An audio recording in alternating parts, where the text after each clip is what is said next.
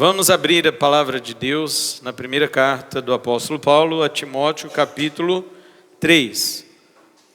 Hoje nós vamos ler apenas o versículo 11. Eu vou ler na versão Almeida, século 21. 1 Timóteo, capítulo 3, versículo 11, diz assim: As mulheres, do mesmo modo, devem ser respeitáveis, não caluniadoras, moderadas e fiéis em tudo. Amém? Podem sentar, irmãos. Queridos, nós estamos falando do diaconato na igreja. Estamos falando do cargo diaconal.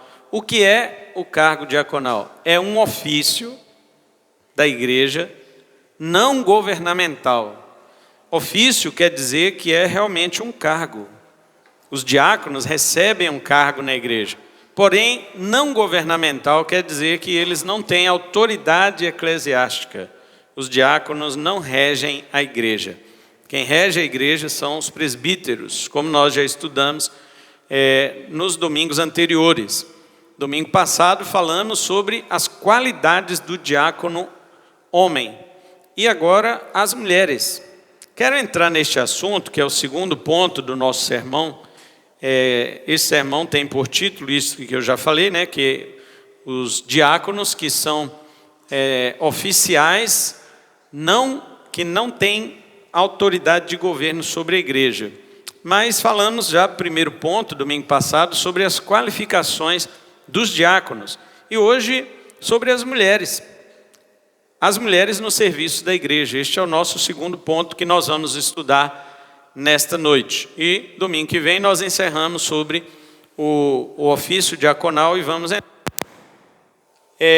Queridos, voltemos aqui nossa atenção. Nós falamos que os diáconos têm as suas qualificações que são exigidas pelo apóstolo Paulo.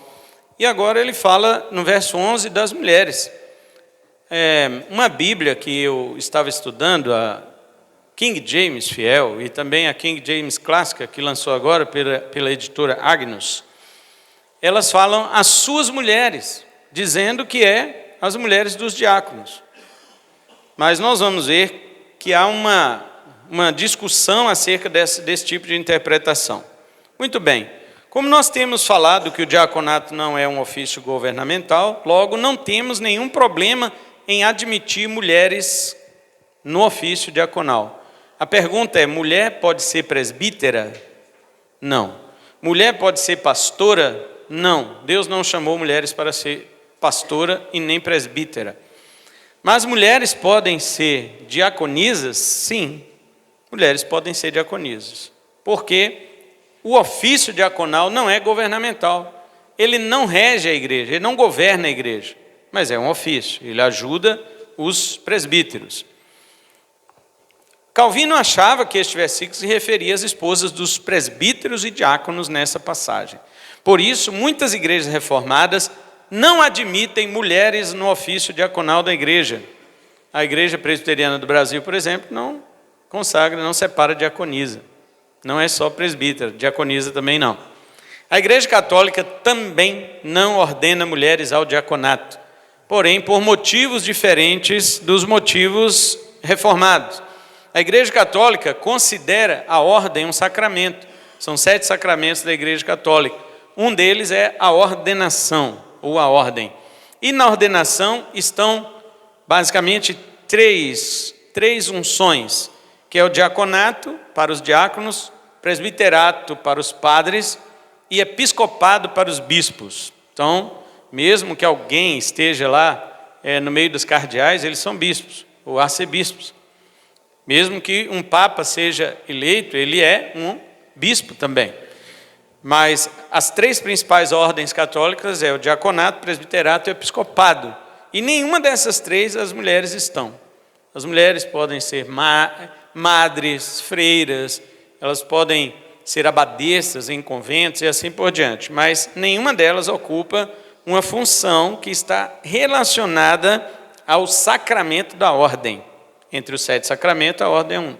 Então elas não podem, porque se elas estivessem colocadas como diaconisas, elas poderiam aspirar outros tipos de cargo, como presbíteras ou bispas, mas isso não pode, porque a ordem na Igreja Católica é um sacramento e também exclusiva para homens. Logo, as mulheres estão excluídas do diaconato católico. Mas devemos deixar claro que, mesmo elas não exercendo o diaconato nem na Igreja Católica e nem na Igreja Presbiteriana, elas exercem, sim, ministério de socorro e caridade. Essas igrejas não proíbem que as mulheres atuem em boas obras, não proíbe, apenas que elas não são ordenadas para este ofício. Mas a nossa igreja e também outras, várias, enormes, números de igrejas evangélicas do Brasil não tem nenhum problema em separar mulheres para o diaconato. Então, existe igrejas pentecostais, também igrejas tradicionais, batistas, reformadas e outras que consagram, sim, que separam mulheres para o diaconato. A polêmica que se levanta no versículo 11 é pela seguinte razão: o texto realmente está falando das esposas de diáconos? João Calvino disse que falava das esposas de diáconos e presbíteros, para fugir de um problema, ele falou isso para fugir de uma explicação de que não está falando das esposas, porque a palavra grega para esposa e mulher é a mesma. A palavra é a mesma. Guiné, de onde vem a palavra ginecologia, né? Gynaikos ou guiné, de onde vem a palavra ginecologia, é mulher no grego ou esposa no grego. A palavra é a mesma, então, pela palavra não dá para resolver essa questão, se Paulo está falando de esposa ou de uma diaconisa, separadamente. O argumento que eles usam para rejeitar a mulher no diaconato é um erro lógico. Esse erro lógico chama-se petição de princípio na filosofia. O que é uma petição de princípio na filosofia? É quando você pega a conclusão e coloca no seu argumento. Isso é petição de princípio. Então, quando eles querem rejeitar a mulher no diaconato, então eles já pegam a conclusão: mulher não pode ser diaconisa. Ou o texto está falando de esposas de diáconos. Eles já pegam essa conclusão e jogam dentro do seu argumento. Isso é um erro falacioso na filosofia. Não se pode cometer esse tipo de erro.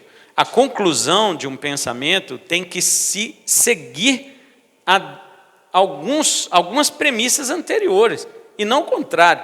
Eu não posso pegar a conclusão de um pensamento e jogar nas premissas. As premissas, elas já têm que ter o seu próprio fundamento, para que juntas elas cheguem necessariamente àquela conclusão, e eles não fazem isso. Então, esse erro lógico não pode ser usado como argumento para proibir as irmãs de exercer o diaconato na igreja. O motivo de não ordenar mulheres ao diaconato é porque elas não podem exercer governo na igreja. Mas as mesmas igrejas que não consagram mulheres ao diaconato, elas também não dizem que os diáconos homens são autoridade. Elas dizem que não são autoridade. Então, qual o sentido de não consagrar a mulher? Na realidade, ficou sem base nenhuma essa rejeição de alguns reformados dizer que não consagram mulher porque elas não podem ser autoridade. Ora, os homens também não são. Os homens diáconos também não são. Eles teriam que admitir que os diáconos são autoridade na igreja, mas não são. Eles mesmos dizem que não. E dizem também que mulher não pode ser diaconisa porque não havia mulheres diaconisas na igreja primitiva. Ora, vamos ver isso. Em primeiro lugar, o versículo 11 que nós lemos, ele começa com a mesma sentença do versículo 8. Se você olhar na sua Bíblia, tanto o versículo 11 como o versículo 8, ele começa com a mesma palavra. Algumas Bíblias vão dizer semelhantemente, outras vão dizer de igual modo, né, da mesma forma. Por que isso é importante? Essa primeira palavra é importante para o argumento, porque quando Paulo usa no versículo 8 essa primeira palavra, semelhantemente, ele está saindo da seção de presbíteros para entrar em uma seção diferente, que é dos diáconos. Então ele usa a palavra semelhantemente, para dizer, eu estou entrando em outra seção, mas de igual modo eu vou cobrar as mesmas coisas. Os irmãos entenderam? Vamos dizer, o grupo é diferente, presbítero e diácono, mas a cobrança de Paulo é a mesma. Os requisitos de Paulo são os mesmos para os dois. Por isso que ele usa semelhantemente. Ele troca de grupo, mas não troca as suas exigências. Também quando chega no verso 11, ele usa novamente essa palavra, semelhantemente, ou seja, eu vou trocar de grupo, mas vou manter as mesmas exigências. Então é óbvio que essa primeira palavra, ela já se torna um argumento favorável para que mulheres sejam realmente separadas para o diaconato. Por quê? Se fosse esposas de diáconos, ele não ia usar essa palavra. Ele não ia usar. E se elas pertencessem ao mesmo grupo, então ele também não teria usado como saindo de presbítero para diácono, como ele usou no versículo 8. Bom, isso é só uma primeira observação. A conclusão que nós temos aqui no versículo 11, Paulo não usaria esse advérbio se tratasse das esposas de diáconos. E voltando no que Calvino tentou preencher, né, na sua interpretação do texto, quando ele diz que aqui no 11 se refere a mulher de diáconos e presbíteros, porque é óbvio que este versículo 11 não está tratando de esposas. Porque se fosse uma exigência da esposa dos diáconos, no versículo anterior, ou no final, quando ele encerrou sobre os presbíteros, no verso 7, ele também teria falado das mulheres dos presbíteros, visto que as mulheres dos presbíteros carregam mais notoriedade e responsabilidade na igreja do que as mulheres dos diáconos. Por que ele chamaria atenção para as esposas dos diáconos e não chamou atenção para as esposas dos presbíteros anteriormente? Entende o argumento? Então, meu argumento é que eles fizeram isso justamente porque tanto a igreja católica como a maioria das igrejas reformadas, eles não transferem autoridade eclesiástica para mulheres, não levam mulheres a nenhum posto da igreja que seja considerado um oficialato. E o presbiterato é um oficialato, o diaconato é um oficialato, embora o diaconato não seja um oficialato com autoridade, assim como é o presbiterato. Agora, em segundo lugar, há uma mulher na carta aos Romanos, que foi lida hoje no início do culto, mencionada por Paulo, que era uma diaconisa, que é a irmã Febe. Romanos 16, 1 e 2. E no grego diz que ela, sendo serva da igreja em Cencreia, sendo serva, essa palavra no grego é uma só. Sendo serva, é como se fosse João Batista, sabe? Batista ali não é sobrenome. Batista é a ação que ele fazia. No grego, inclusive, está assim, João o batizando. João o batizando. E aqui é como se fosse Febe a servindo. Aquela que serve. É óbvio que no primeiro século, quando o Novo Testamento foi escrito, não existia a palavra feminina para diácono. Existia apenas diácono masculino. Mesmo assim, o apóstolo Paulo pega essa palavra, que é palavra masculina, e coloca ela na mulher Febe, na irmã Febe. E coloca junto com este verbo no sentido do trabalho contínuo, como se ela fosse uma mulher que continuamente servia. Servir na igreja era algo característico dessa mulher, assim como batizar no Rio Jordão era algo característico de João. O verbo grego dá a entender isso. Então não tem como fugir dessa questão. As pessoas dizem, mas Paulo não chama ela de diaconisa, embora a versão que o presbítero Wesley leu chama, né? A versão que o presbítero Wesley leu aqui chama ela de diaconisa. E no grego está escrito diácono. Está escrito no grego diácono. Embora não era uma palavra feminina, como eu disse para os irmãos. Porém, Paulo aplica totalmente a essa mulher. E diz que ela era uma pessoa distintiva. Porque ela ajudou muitos. Inclusive a mim, disse Paulo. Já foi muito bem relatado aqui que apóstolo Paulo fez menção a essa mulher por causa do seu trabalho com os santos na igreja em Cencreia e que Paulo também, quando passou por lá, ele foi abençoado por esta irmã. Ele foi cuidado por esta irmã. Então ela era de fato uma mulher que o diaconato nela era uma coisa natural, uma coisa que realmente fazia parte da vida dela na igreja. Terceiro, não é correto aquilo que a Bíblia King James faz, traduzindo suas mulheres, porque esse pronome suas não existe em nenhum manuscrito grego. Então eles já colocaram isso, inclusive, se não me engano, na Bíblia de quem tem aí a versão King James fiel, ou no caso a clássica aqui, quem teria é só a minha esposa, né? que eu dei para ela de presente aí no Dia das Mães. Ela é bem recente, chegou no Brasil agora, essa Bíblia, eu comprei para ela. Mas o César, se não me engano, tem a King James Fiel, né?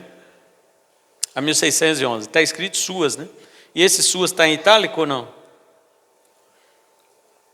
Porque na Bíblia da minha esposa está lá em itálico, ou seja, suas mulheres. Porque quando nessas Bíblias corrigida, King James, vem uma palavra em itálico, quer dizer que ela não está no original, tá? Quando estiver lendo sua Bíblia e lá tiver uma palavra em itálico, quer dizer que ela não está no original. Foi acrescentado na tradução para você entender em português. Certo?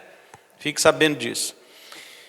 E esse pronome suas não existe lá no grego. Então, ainda que fosse a intenção de Paulo dizer que essas mulheres fossem diaconisas, acrescentar o pronome suas é muito injusto. Ainda que não fosse diaconisa, se você coloca suas mulheres, você está caracterizando essas mulheres para quem Paulo escreveu como esposas de diáconos. É injusto isso. E algumas Bíblias fizeram isso. Mas, como eu disse, algumas vêm em itálico, o que dá para você entender que não está no original. Em quarto lugar, quero agora passar para um testemunho logo do 2º século, que a Bíblia foi escrita no 1º século, no Novo Testamento. Quero passar logo imediatamente ali, ano 110, 111. Existia um homem, governador ali da província da Bitínia, que hoje é a Turquia, né, onde fica a Turquia. O nome dele era Plínio, o jovem. O pai dele era Plínio, chamado Velho, né, porque ele tinha o mesmo nome, seria Plínio Sênior e Plínio Júnior. Então, Plínio Júnior, o jovem, ele foi governador romano da província da Bitínia. E ele escreveu uma carta, mais ou menos no ano 111, ao imperador César Trajano, imperador romano. E ele menciona nessa carta, várias cartas ele escreveu, mas nessa exclusiva, ele menciona as diaconisas.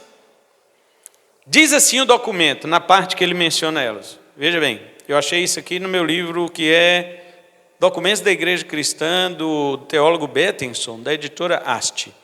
Então, ele diz bem assim, na carta dele. Antes de eu ler, deixa eu situar os irmãos. Por que ele escreveu essa carta? Plínio escreveu essa carta ao imperador, por quê? Porque lá na Cencreia os cristãos estavam crescendo. As pessoas estavam se convertendo ao cristianismo. Os irmãos sabem que no 1º, 2º, 3º século, o cristianismo cresceu no Império Romano assustadoramente. As pessoas se convertiam, e nessa região onde ele governava, as pessoas estavam se convertendo ao cristianismo, e estava acontecendo o quê? Eles estavam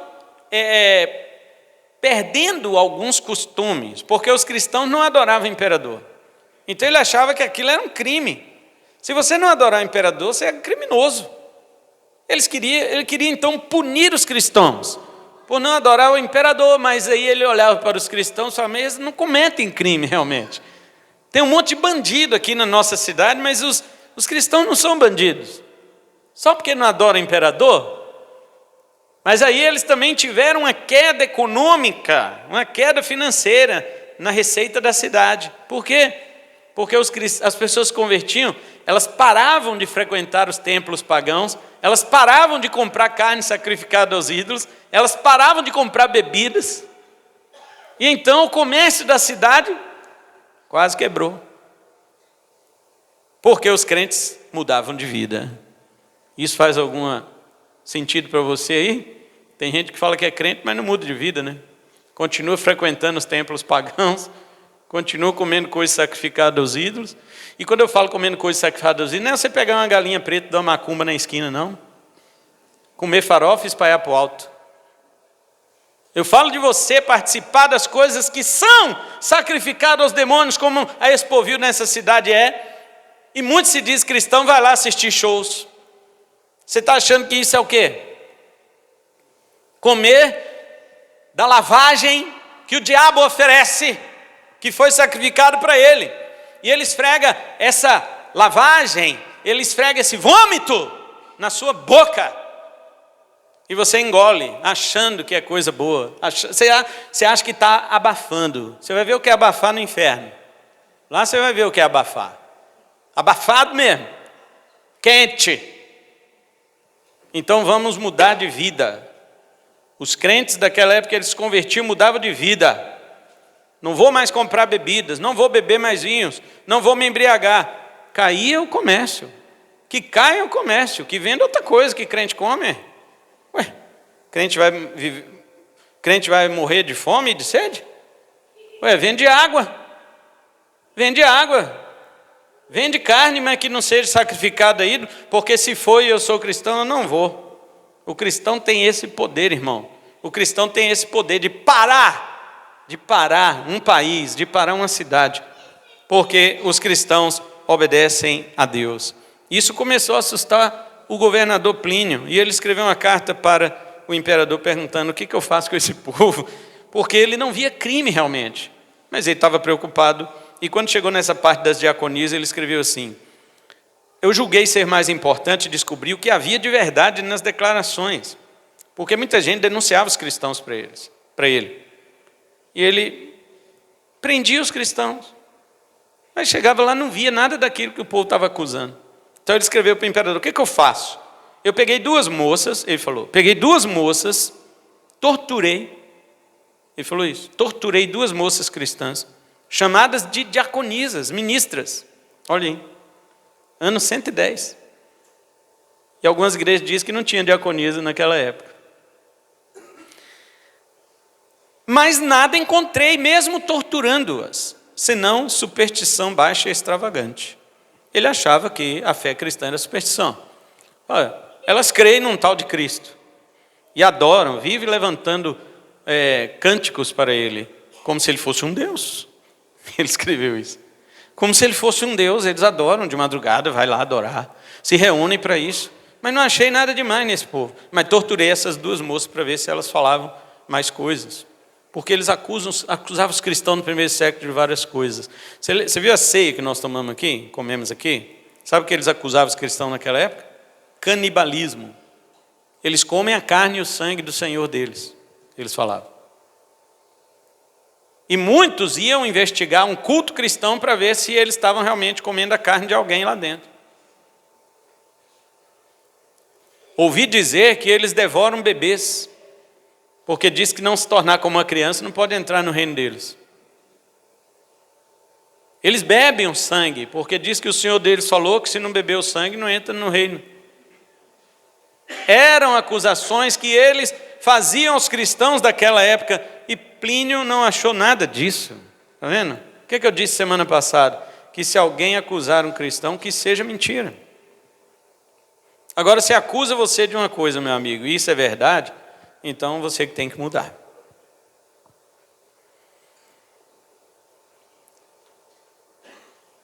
Tendo visto essas questões, vamos ver então o que Paulo exige das mulheres. Primeiro, olha aí o versículo 11, as mulheres do mesmo modo, na minha Bíblia falou do mesmo modo, tem outros que falam semelhantemente, devem ser respeitáveis. Primeiro ponto, nós falamos disso no versículo anterior, que é o 8, né? Os diáconos da mesma forma devem ser respeitáveis. Verso 8. No verso 9, aliás, no 11, as mulheres da mesma forma devem ser respeitáveis. Está vendo? Ele repete, no grego, a palavra seminos para os homens, no verso 8, e agora seminás, palavra feminina, que é o mesmo significado. Eu repito aqui só para os irmãos lembrarem. Mulheres que querem ser diaconisas na igreja, sejam respeitáveis, honestas, sejam sérias, mulher séria, digna, honrada. Isso é uma exigência que Paulo exige, ou que Paulo cobra das mulheres, tanto quanto dos homens. Veja que, se fosse para a esposa, ele precisava repetir isso, porque ele já tinha falado isso no verso 8, para os diáconos. Então é óbvio que ele não está falando para as esposas dos diáconos, e sim para mulheres que querem trabalhar na missão diaconal da igreja. Segundo ponto que Paulo diz, depois ele diz o quê? Na sua Bíblia, não caluniadoras. Tem outra versão, diz o quê? Não maldizentes. Tem mais alguém com outra versão diferente? Hã? Não entendi. Não, temperantes é a próxima. Estou falando depois de respeitáveis. Depois de respeitáveis, não caluniadoras. Ou não maldizentes. Tá bom, se não tem outra versão, vamos aqui. Não faladeiras? Isso. Vamos então ver o que é no grego isso aí. A palavra grega Olhe, volta no 8, irmãos, para você lembrar dos diáconos. No 8 ele diz: o diácono da mesma forma deve ser respeitável, de uma só palavra, ou não de duas línguas, como eu falei na semana passada, na minha versão que eu estava, não de duas línguas. Agora ele está falando para as mulheres não serem caluniadoras, não serem faladeiras. Tá? O que é isso no grego? Significa, a palavra é me quer dizer não, né? Diabolos, não diaba. A mulher não pode ser uma diaba. Mas Paulo está falando de capeta? Não, por quê? A palavra diabo não é um nome, é um adjetivo. É um adjetivo. Adjetivo é uma palavra que qualifica o substantivo. Então, o que é diabo no grego? Diabo é duas palavras, né? Dia, que quer dizer através, e balo, que quer dizer jogar, ou através do jogo. O diabo, ele é articulador, ele joga entre duas pessoas ou mais, para fazer divisão, para fazer contendas, para fazer separações.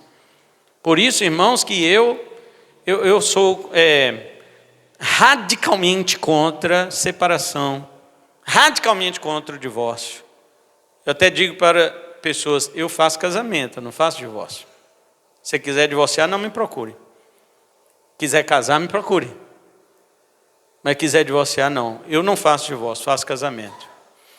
Porque, vamos dizer assim, né? O pai da separação é o diabo. E Jesus disse o quê? Que o reino do próprio diabo ele não divide. Está vendo como o próprio diabo sabe que separação é uma coisa que destrói?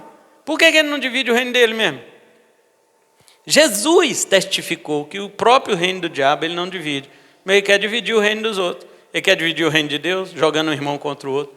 Ele quer dividir o reino da casa, jogando o marido contra a mulher, os filhos contra os pais. Ele quer dividir o reino de um trabalho, de uma empresa, jogando um sócio contra o outro, funcionário contra patrão. Ainda mais nessa justiça agora, que tem gente que vive disso, né? Antigamente tinha pessoas que viviam do salário. Hoje não, tem pessoas que vivem de jogar a empresa na justiça. Eles vivem disso. Não é que em certos casos realmente você tem que entrar pelos seus direitos. Mas não, tem gente que vive disso. Ele acha que o ideal é isso. Ele pega 2, 3, 4 meses de serviço e depois taca a empresa na justiça para viver disso. Para viver de... Como é que é o nome desses negócios que eles têm? Indenização de... Não, o seguro ainda está ali pelo governo, mas eu falo quando ele leva na justiça. Processo, sabe? Irmão, isso é um dinheiro amaldiçoado, tá? Você não vai prosperar com isso. Mas tem pessoas que querem viver disso. Isso é operação diabólica. Lá no verso 8 ele tinha falado para os homens: não seja de duas línguas, né? Ou de duas palavras. Agora ele disse para a mulher: não sejam diabólicas. O que é isso? Irmãs, isso é um pecado de língua. Está associado à mesma coisa de duas palavras, porém um tom mais agressivo. Paulo está dizendo: não seja caluniadora, porque essa é a palavra, este é o significado da palavra diabo. Na verdade, irmão, ninguém sabe o nome do diabo, viu? Ninguém sabe, só Deus sabe, os anjos sabem, eles sabem lá, mas nós não sabemos, porque a Bíblia não fala o nome do diabo. Lúcifer não é o nome do diabo. Lúcifer foi uma tradução que Jerônimo fez, Isaías 14, 12, de uma expressão que havia no hebraico, halel, né? Que quer dizer a luz, que brilha, e ele fez essa tradução para o latim de Lúcifer, ou portador de luz. Mas não tinha nada a ver, Satanás não é portador de luz. E mesmo quando ele era um anjo, aliás, tem, tanto em 2 de Pedro, capítulo 2, versos 18, versos 16 ao 18 ali, em 2ª carta de Pedro, capítulo 2, 16 e 18, diz que a luz da manhã vem raiando sobre você. Então ali é usada a palavra Lúcifer para Jesus. E também em Apocalipse capítulo 22, que fala que Jesus diz: eu sou a estrela da manhã. Então Lúcifer mesmo é Jesus. Eu não estou dizendo que o diabo é Jesus, porque já ficou na cabeça de todo mundo que Lúcifer é o diabo. Mas esquece isso agora. Lúcifer é aquele que tem a luz. E Jesus disse: eu sou a luz. Então o verdadeiro Lúcifer é Jesus. Se alguém fizer um corte disso aqui, misericórdia, vai ser o vídeo mais visto, né? do planeta. Porque eu falei, o pastor falou que Lúcifer é Jesus. Não estou dizendo que Jesus é Lúcifer, estou falando que Lúcifer é Jesus. Ele é que é aquele que tem a luz verdadeira. Ele é a luz de Deus. Agora, foi dado o nome errado para ele através de uma tradução errada que Jerônimo fez na Bíblia, em Isaías. Por isso que ficou Isaías 14:12. Não sei se a sua versão, César, Isaías 14:12 fala Lúcifer, mas quem tem a Bíblia viva aí, vai estar escrito lá, Bíblia viva, não a nova Bíblia viva. Bíblia viva vai estar escrito, Isaías 14:12, Lúcifer. Mas não é, porque quem verdadeiramente porta a luz de Deus, quem é a luz de Deus é Jesus. Então, é óbvio que Satanás tomou esse nome para ele. Para ele faz bem para o ego dele. Ele ser chamado de Lúcifer faz bem para o ego dele. Mas ninguém sabe o nome do diabo, porque tudo que tem atribuído ao diabo como nome, na realidade é adjetivo. Diabo é o quê? Caluniador. Não é nome, é adjetivo. Satanás é o quê? No hebraico. Satanás é o quê? Adversário, inimigo. Não é nome também. Isso é adjetivo. E qualquer nome que você achar na Bíblia correspondente ao diabo, mas eu vi um lá em Apocalipse 9:14, que o nome dele é Apolion no grego e Abaddon no hebraico, tá? Mas os dois, Abaddon no hebraico e Apolion no grego, significa destruidor. Também é adjetivo. Mas tinha lá que ele expulsa, Jesus expulsava pelo poder de Beelzebu. Beelzebu é uma tradução grega ou aramaica da palavra hebraica, Baal-zebub, que é senhor das moscas. Não tem nada a ver, não é nome. Ninguém sabe o nome do diabo, a não ser Deus e os anjos. Então, tudo que se sabe a respeito deles são adjetivos que carregam na sua natureza, irmãos, entenderam? Agora, veja, irmãos, deixando isso de lado, porque eu sei que vocês ficam mais curiosos sobre o diabo do que outras coisas. Deixando isso de lado, eu quero só salientar aqui para as irmãs, para as diaconisas, não sejam portadoras dessas características, dessas qualidades ou desses adjetivos que tornem vocês parecidos com o diabo. É isso que Paulo quer dizer. Mulher fofoqueira, acusadora, maliciosa, mulher traidora, crítica, injusta para ferir as pessoas, condenar e romper relações, difamadora. É isso que Paulo está dizendo, não caluniadora ou não diabólica, no versículo 11. Uma irmã acusadora, caluniadora, fofoqueira e coisas parecidas, não estão aptas para exercer o diaconato na igreja do Senhor. Descartamos quantas?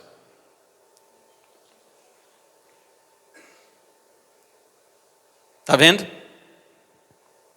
Portanto, é uma das características que Paulo condena. Terceiro, depois disso ele diz que elas devem ser o quê? Moderadas, não é isso? Na Bíblia de vocês, temperantes, aí sim, vem a outra palavra, tudo bem. Grego, nefálios, quer dizer, não confunda com nefários. Nefários é um filme aí, né? Que aquele demônio entra no prisioneiro e tal, muito legal. Muito bom o filme. É bom, irmão. Eu estou falando que é bom, não é porque sai demoniado, derrubando tudo, não. Ele está algemado na prisão, senta do lado de cada mesa, o advogado dele do lado de lá, e eles ficam conversando. Ele conversa com esse prisioneiro que ele está tentando defender.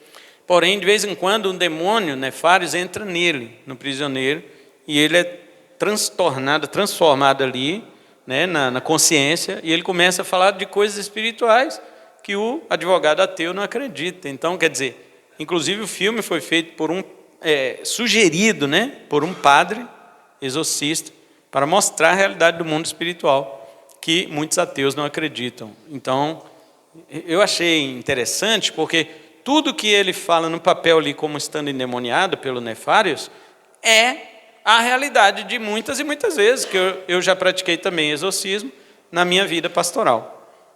É muito interessante, mas não é essa palavra não. Nefálios, é com L, tá? Significa pessoas com mente sóbria. Significa o mesmo que ele falou no verso 8, para que os diáconos não fossem inclinados a muito vinho. As mulheres que servem a igreja precisam ser livres de qualquer influência, tanto externa como interna. Antes, precisam ser dominadas pela palavra de Deus. Você quer ser uma diaconisa na igreja? Bíblia na cabeça, filha. Bíblia na cabeça. Esvazia de tudo que você sabe, que você aprendeu, de quem quer que seja, sua família, sua escola, qualquer lugar, sua faculdade, seu trabalho, seus vizinhos, seus parentes, tudo, até de igreja. E encha só de Bíblia. Bíblia, Bíblia, Bíblia, Bíblia, Bíblia. Você vai ser nefalios. Você vai ser uma pessoa que compreende qualquer coisa que vier diante de você para você resolver. Não se deixe levar por nada que influencie o teu pensamento. Seja para retirar capacidade de pensar, como inebriantes e narcóticos, como também influências psicológicas que eles estão colocando hoje na mente das pessoas. Irmãos, o que eu vejo e assisto dessa psicologia moderna na boca de cristãos, pastores e palestrantes estão subindo aos púlpitos para ficar falando de psicologia para os cristãos. E tem várias formas de fazer psicologia. Tem várias formas. E as pessoas hoje, elas ficam assim, maravilhadas. Nossa, você viu como aquele pregador conhece a alma da gente? As pessoas falam assim. Ele conhece a alma da gente. Falou tudinho que eu estou vivendo. Fala igual o gaúcho, tu tá ruim, hein? Falou tudinho que eu estou vivendo. Não, meu irmão. Sabe quem a gente conhece? A palavra de Deus. É viva e eficaz, Hebreus 4:12. Mais penetrante do que qualquer espada de 2 gumes. E penetra até a divisão da alma e espírito, juntas e medulas. E ela é apta para discernir as intenções e os propósitos do seu coração. Como a história daquele ateu que entrou no consultório, enquanto aguardava, viu uma Bíblia em cima da banquinha, pegou a Bíblia e começou a ler. Rapidinho, esse livro me conhece. Rapidinho ele fechou, esse livro me conhece. A Bíblia desnuda você e eu. Desnuda. Mas o problema, sabe como nós somos? Deixa eu falar a verdade, como eu sempre procuro fazer. Nós somos hipócritas. A gente olha para a Bíblia, quando ela começa a arrebentar a gente, fala, ó, isso aqui certinho no fulano. Acho que eu vou até marcar esse versículo para ele. Mas para mim não tem nada. Tinha uma pessoa que frequentava a igreja aqui, que toda vez que eu pregava, porque eu tenho irmãos que acham que eu prego pesado, né? Prego duro. Eu não, eu sou leve. Vocês tinham que ver Jesus e Paulo. E tem outros hoje, né? Paul Washer. Vocês não conhecem Paul Washer. Vocês não conhecem Paulo Júnior, mas tudo bem. Essa pessoa frequentava a nossa igreja, achava as pregações muito duras. Mas no final do culto, ele fazia questão de chegar para mim e dizer assim, pastor, nada do que você pregou serviu para mim. Eu nem estava perguntando. Eu nem estava perguntando. Eu nem fui atrás dele. Irmão, vem aqui, serviu para você alguma coisa? Eu não. Se serviu, fica para você. Se não serviu, fica também. Porque um dia vai servir. Mas ele sempre falava assim, nada do que você pregou serviu para mim. Porque eu ando completamente correto e nada disso aí serviu para mim. Mas eu conheço um monte de gente que serviu isso aí, tudo que você falou. Ele falava desse jeito. Aí ele sempre falava, né? Não era só uma vez. Aí um dia eu perguntei para ele assim, ô irmão, já que não serviu, o que o irmão vai fazer com essa palavra que você ouviu? Porque Jesus disse isso lá em Lucas, né? Porque Mateus conta a parábola do semeador, Lucas também conta, mas é diferente ali no final, né? No final, em Lucas, Jesus fala bem assim, depois que ele interpreta a parábola para os discípulos, ele fala assim, vê depois como ouvis. E minha pergunta para ele foi isso. Irmão, nada serviu para você, o que você vai fazer com o que você ouviu? Vê depois como ouvis. Como é que você vai ouvir isso que você está ouvindo hoje? Veja como você vai ouvir. Isso é a palavra de Jesus. Eu fiz essa pergunta para ele. Eu não sei como foi que ele ouviu, né? Depois disso. Eu sei que nunca mais ele falou que aquilo não servia mais para ele. Finalizando, versículo 11, volte aí. Depois de moderadas, elas têm que ser o quê? Fiéis em algumas coisas? Fiéis em muitas coisas? Fiéis em tudo. Olha, simples palavras no grego. Pistas em passem. Fiéis em tudo. Uma frase simples, mas abrangente. Irmã, o que você acha que é fidelidade? Deixe-me dizer para você, antes que você fique procurando na nuvem, o que é fidelidade. A característica de um cristão chamado fidelidade, pois no mesmo Novo Testamento, o cristão também é chamado de fiel. Quem assistiu o filme Peregrino, daquele livro, né, de John Bunyan, um puritano do século XVII, escreveu o livro O Peregrino. Depois tem a Peregrina também. Sugiro que os irmãos comprem e leiam. É do mesmo autor. É porque o Peregrino todo mundo conhece, virou filme, né? Então a gente assiste o filme e tal. É a conduta do cristão. Cristão é o nome do cara, do personagem principal. Ele tem um companheiro que segue ele até a cidade celestial. O nome dele é Fiel. Você já reparou nisso? O nome dele é Fiel. Porque no Novo Testamento o cristão é chamado fiel. E fidelidade é o que, minhas irmãs? Fidelidade é a qualidade da confiança. Fidelidade é a dignidade da confiança da pessoa que é fiel, que sempre honra o seu dever. Você já pensou? Olha o exemplo na pessoa de José, o patriarca, o filho de Jacó, do patriarca Jacó. Ele foi preso, né? Injustamente. E lá na prisão, a Bíblia diz que o Senhor estava com José, de tal forma que o carcereiro entregou as chaves da prisão para José. Desde quando você já viu? Tirando hoje, assim, né? Nas corrupções tem... nem podemos falar. Nas corrupções tem carcereiro aí que entrega a chave para prisioneiro, não tem? Mas na época da Bíblia lá, qual carcereiro iria entregar a chave da prisão para um prisioneiro, irmão? Ninguém, porque ele estava arriscando a própria cabeça. Mas a Bíblia diz que o Senhor era tanto com José, que o carcereiro entregou as chaves da prisão para José. E José administrava os presos dentro da prisão. O cara tinha a chave e não fugiu. Isso é o quê? Fidelidade. Fidelidade. Quando você escuta essa palavra fiel, você pensa num cara o quê? Quando você escuta a palavra fidelidade, você pensa numa pessoa o quê? Reta. Retíssima. Reta. Ela está dentro de uma linha que é absurdamente reta. E que ele caminha em cima dela. Meu Deus. Olha, irmãos, qual cristão merece ser chamado de fiel? Nenhum. Porque Deus, ele diz assim, ande nessa linha, e nós andamos como bêbados, para lá e para cá. Nós não andamos em cima da linha. Agora, por que razão o nosso bom Deus ainda nos chama de fiéis? Por quê? Porque Jesus Cristo foi fiel. Ele sim andou em toda a linha reta do seu Pai. Nunca Jesus colocou um dedinho, mindinho do pé dele fora da linha reta de Deus. Nunca, nunca, nunca. Tão fiel que ele foi, que o Pai se agradou tanto dele.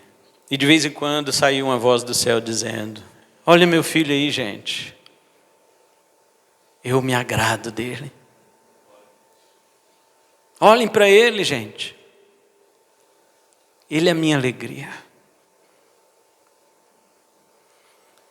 Quando Paulo diz, irmã, sejam fiéis em tudo, ele não está esperando, irmã, que você seja impecável como Jesus foi, porque ele sabe que ninguém é.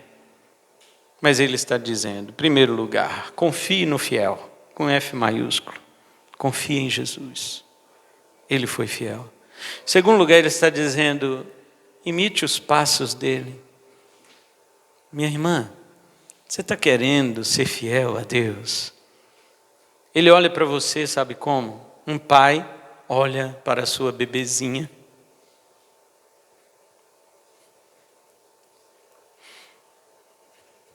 Me lembro da minha pequena filha, hoje grandona, mas me lembro da minha filha quando pequenininha, tentando andar.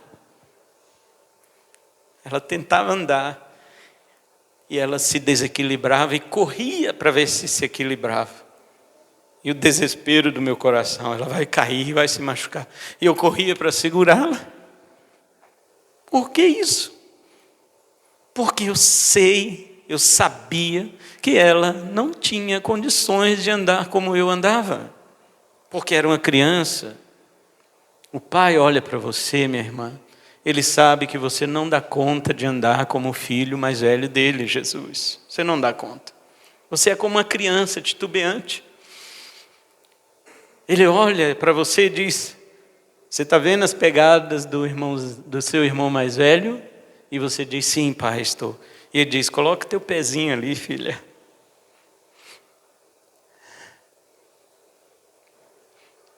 Você tenta, mas não consegue. E diz: pai, eu errei. Pai, eu caí. Ele não te deixa sozinha.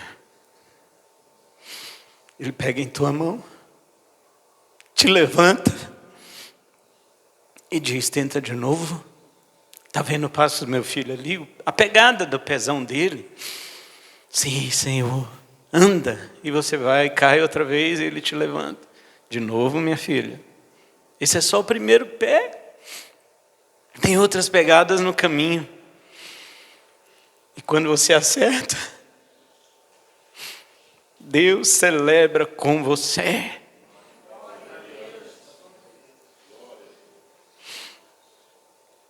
Quando a minha filha conseguia vir correndo até mim, então eu abraçava, pulava com ela no meu colo.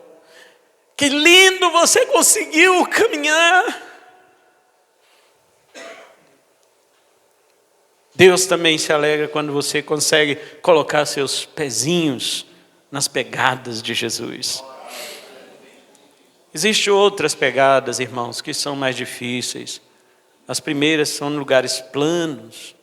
Outras já são em lugares íngremes, difíceis, cheios de pedra, espinhos. Mas as pegadas de Cristo estão lá, porque Ele não negou o caminho de Deus por nossa causa. Não negou. Não negue também. Vai lá, põe teu pé, caminha junto com Ele. Mesmo que você não saiba, você tropeça, você escorrega, você diz: eu não sei andar, eu não tenho estrutura. Vai, continue, porque você é filhinha de Deus. Você vai crescer e você vai ver sua caminhada mais firme no Senhor. Portanto, seja fiel em tudo. Amém? Vamos cair em pé e vamos orar.